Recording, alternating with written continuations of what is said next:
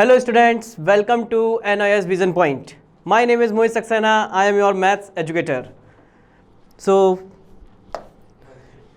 Class 10th mathematics हमारा chapter है number system और ये लेक्चर 5 है. तो आज का ऑब्जेक्टिव है हमारा इस सेशन का introduction of the irrational number और inadequacy of rational number and find the irrational number between two given numbers. And fourth one is rounding of the rational number of the decimal place. So next slide, what is irrational number? Irrational number होता क्या है? Irrational number होता क्या है? Okay, in previous class we have discussed rational number if any number cannot be written by in p by q form where q is not equals to 0 and p and q both are belongs to integer. हमारा p और q क्या होना चाहिए?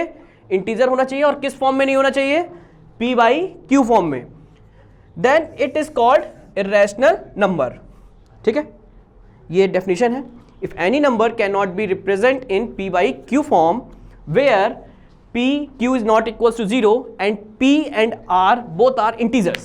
ठीक है. so example, suppose root 2 is a irrational number because it is not a perfect square.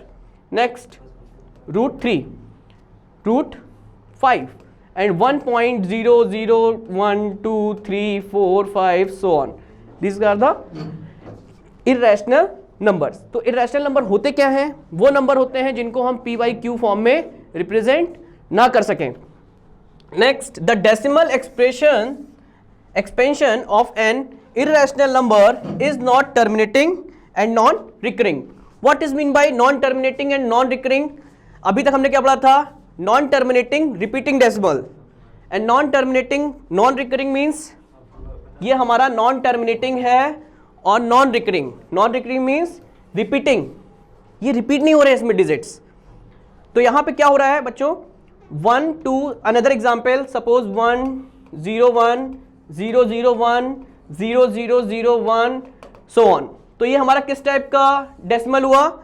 Non terminating and non recurring. तो non terminating non recurring numbers भी हमारे किस में आते हैं? इरेशनल नंबर में. ठीक है. So next one, representation of irrational number on number line. कैसे हम irrational number को रिप्रेजेंट करें किसमें? नंबर लाइन में.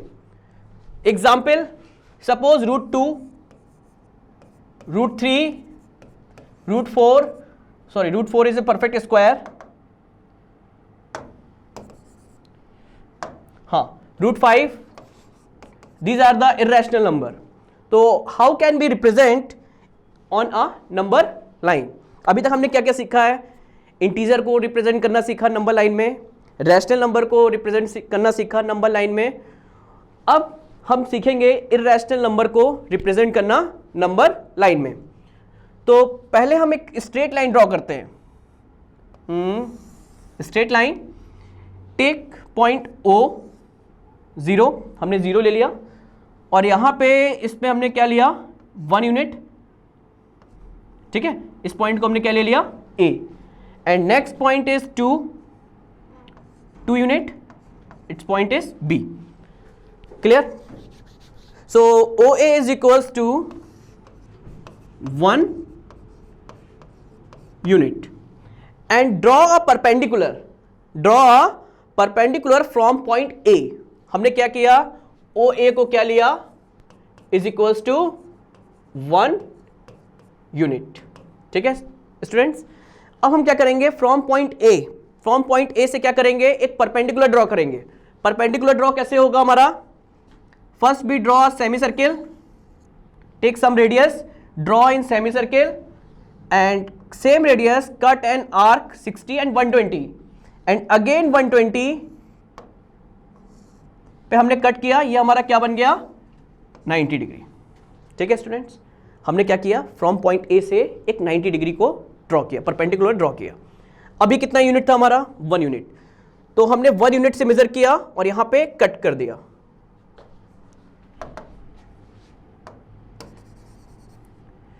हाँ 1 यूनिट पे हमने कट किया, इस पॉइंट को हमने ले लिया सपोज P। सो ये हमारा क्या हो गया 1 unit. Clear? AP is equals to 1 unit. तो यहां पे हमारा जो बेस हुआ वो 1 यूनिट हुआ और हाइट भी क्या हुई 1 यूनिट। एंड ज्वाइन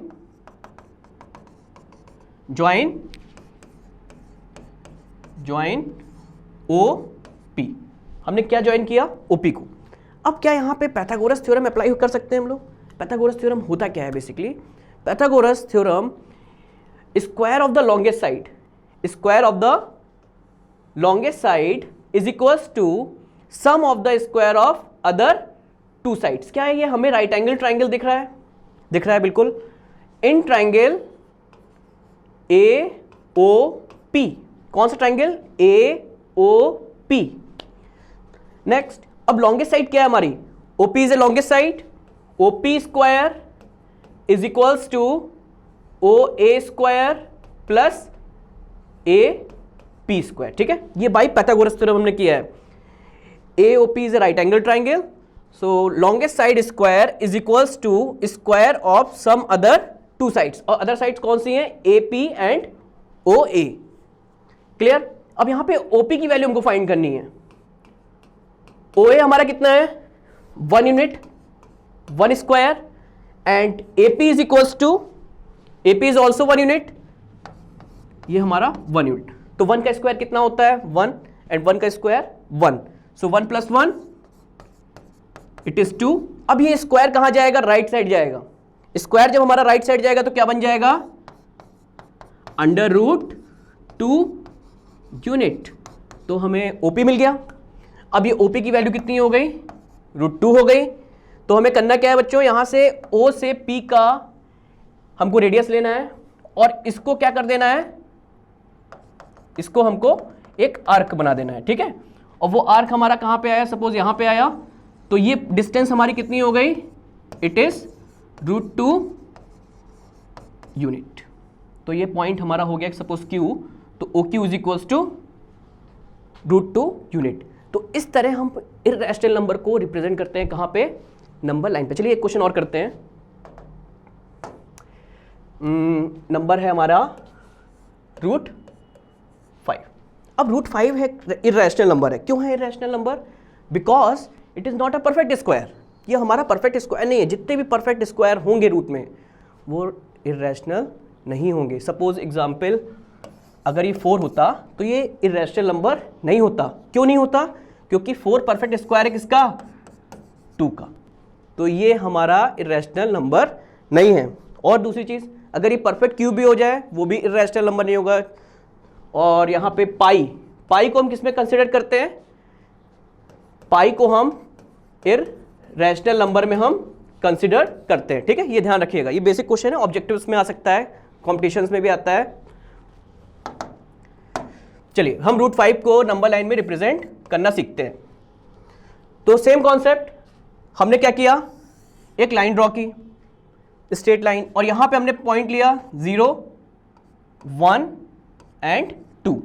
अब ये 5 है, √5 है।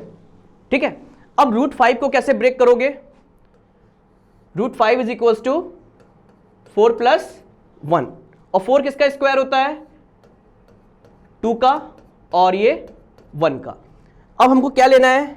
यहां पे हमारा पॉइंट हो गया A, ये पॉइंट हो गया B, और ये पॉइंट हो गया O। So OB is equals to 2 unit. Clear? And draw a perpendicular from point B। Draw a perpendicular from point B, इसको हमने 90 डिग्री भी बताया। हमने एक 90 डिग्री बनाया और इसको क्या ले लिया? 1 यूनिट। तो ये पॉइंट हो गया हमारा P। ठीक है, अब क्या ज्वाइन कराओगे? OP को ज्वाइन कराओगे। क्या ये राइट एंगल ट्राइंगल बन गया? अब राइट एंगल ट्राइंगल से हम क्या करेंगे? यहां पे पाइथागोरस थ्योरम को अप्लाई करेंगे। Pythagoras theorem, longest side square is equals to sum of square other two side. तो अभी तक जैसे हमने करते आ रहे थे बिल्कुल उसी तरह करना है। बहुत इजी है, बस थोड़ा सा प्रैक्टिस करना है आपको। PB की वैल्यू क्या है? 1 unit, and OB is equals to 2 unit. and 1 unit 1 plus 4 is equals to 5 which is equals to OP square. So OP is equals to under root 5 unit. अब हम क्या मेजर करेंगे, यहाँ पे OP को मेजर करेंगे और OP से एक आर्क ड्रॉ करेंगे इस पॉइंट पे और ये पॉइंट हमारा क्या हो गया Q. Then OP is equals to under root 5 unit. Clear हुआ how to represent irrational number on the number line.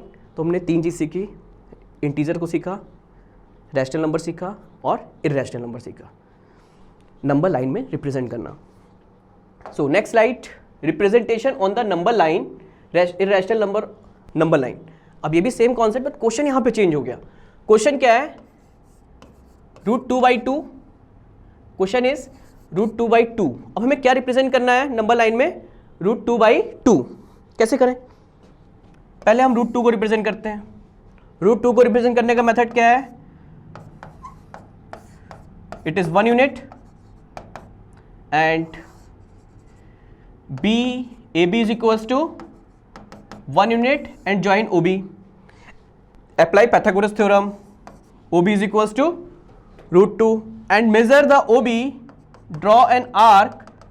This point is P and OP is equals to √2. हमको OP मिल गया, OP की value मिल गई √2. इतना हमको आता है. अभी मैंने प्रीवियस उसमें किया है √2 को रिप्रेजेंट करना, तो √2 को हमने रिप्रेजेंट कर दिया. अब यहाँ पे क्या हो रहा है, डिवाइड बाई 2. अब डिवाइड बाई 2 मतलब क्या होता है, बाइसेक्ट. हम क्या करेंगे, √2 को हाफ करेंगे. तो हाफ कैसे करेंगे, हमने एक पॉइंट रखा कंपास का और इसमें मोर देन हाफ पे एक आर्क ड्रॉ किया. सिमिलरली वो पॉइंट से हमने एक आर्क को ड्रॉ किया. अब सेम रेडियस पे हमको क्या करना है, P पे रखना है और एक आर्क ड्रॉ करना है कंपास से और यहाँ पे भी, और इन दोनों पॉइंट्स को हमने क्या कर दिया, ज्वाइन कर दिया. ये पॉइंट हो गया हमारा X और ये पॉइंट हो गया Y. और जहां पे पॉइंट मीट कर जाए वो पॉइंट क्या होगा, OP का mid point. So OM is equals to √2/2 unit. Clear. कैसे हम रिप्रेजेंट करते हैं इररेशनल नंबर को नंबर लाइन में, आप लोग भी ट्राई करना है. क्वेश्चन है ये है √3/2 को, आप लोग √3/2 को सॉल्व करिएगा और इसका आंसर हमें हमारे जो हमारे वेबसाइट है उस पर आप दे सकते हैं और हमारा नंबर है उस पर भी आप सेंड कर देंगे. ठीक है. नेक्स्ट क्वेश्चन है हमारा, नेक्स्ट टॉपिक है find the irrational number between 2 numbers. अब हम क्या करें, हमने क्या सीखा था, हमने लास्ट क्लास में सीखा था कि कैसे रैशनल नंबर का हम 2 नंबर फाइंड करते हैं. अगर हमको 2 रैशनल नंबर गिवन हैं उनके बीच का रैशनल नंबर फाइंड करना था. मगर यहाँ पे क्या है, इररेशनल नंबर. तो इररेशनल नंबर में 2 नंबर दिए हुए हैं 2 and 3. तो इस केस में क्या करेंगे, irrational number between 2 given numbers A and B. तो इनके बीच का जो इररेशनल नंबर होगा वो क्या आएगा, √A into B. तो यहां पे जो 2 नंबर दिए वो क्या दिए, 2 and 3. तो इसका वैल्यू क्या होगा, irrational number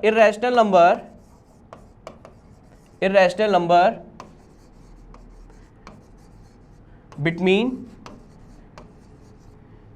2 and 3 is √2 into 3.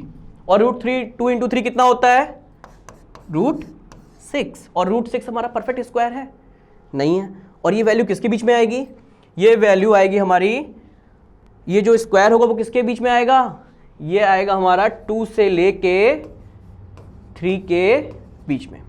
ठीक है. तो √6 इज ए आंसर. बहुत इजी है. अगर हमको कोई भी अगर नेचुरल नंबर गिवन तब ये अप्लाई करेंगे. अगर हमको दूसरा क्वेश्चन क्या है इस पे, सपोज अगर हमको यहां पे दे रखा है √3+2. अब क्वेश्चन में क्या है, यहां पे एक रैशनल है और एक इररेशनल है. तो इस केस में क्या करोगे, देखो पहले हमको √3 की वैल्यू फाइंड करनी पड़ेगी. हमको √3, √2, √5 की वैल्यू पता है क्या होती है. सपोज मुझे नहीं पता √2 की वैल्यू क्या होती है, √3 की वैल्यू क्या होती है और √5 की वैल्यू क्या होती है. तो इसके लिए हमको लॉन्ग डिवीजन मेथड अप्लाई करना पड़ेगा. लॉन्ग डिवीजन मेथड हमने प्रीवियस क्लासेस में पढ़ा होगा 6th-7th में. सपोज √2 की वैल्यू हमको नहीं पता है, तो √2 कैसे लिखेंगे, 2 0 0 0 0, हम 3 डेसिमल प्लेस निकालते हैं, ठीक है। अब ये बताइए ये 1 किसके स्क्वायर से लेस होगा, ऐसा इस नंबर बताइए जो 2 से, ऐसा स्क्वायर बताइए 2 से लेस हो, वो है हमारा 1। सो 1 इंटू 1 1, तो रिमाइंडर इज 1, तो 1 प्लस 1 2, ठीक है, इतना क्लियर हो रहा है। अब ये यहां पे क्या आया, डेसिमल, और हम स्क्वायर रूट निकाल रहे हैं, तो पेयरिंग कितने की होगी, 2 2 की। अब नेक्स्ट पेयर क्या आएगा, 0 0 0। अब बताओ ऐसा इसमें क्या नंबर लें जो 100 से लेस हो। सपोज हमने अगर 5 लिया, अगर हमने 5 लिया तो कितना हो गया 125।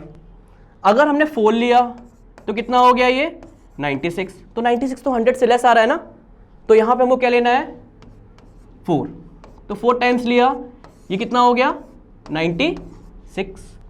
अब कितना रिमाइंडर बचा यहां पे 4, 4 प्लस 4 8 एंड 2। अब नेक्स्ट पेयर क्या लेंगे हम